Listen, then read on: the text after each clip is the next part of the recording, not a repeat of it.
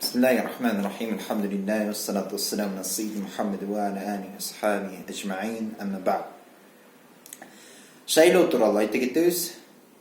Шайлоо, мисалы депутат болсун, же президент болсун, жана башка болсун, адамдардын эркин шайлоосу. Яни эл адамдар шайлашы керек. Ар бир мусулмандын мойнунда болгон милдет аманат болуп эсептелинет. Барып шайлап коюшу. Кандай адам шайлаш керек, ушундай адам шайлаш керек ya Allah.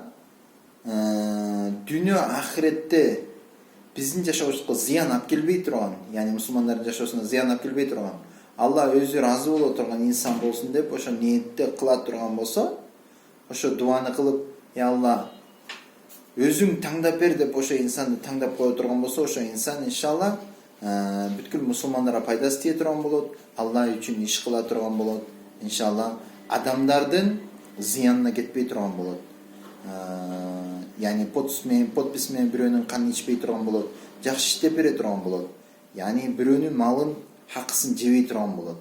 Ошондой инсанды шайлашка баарыбызга Алла Таала товфик берсин. Иншалла.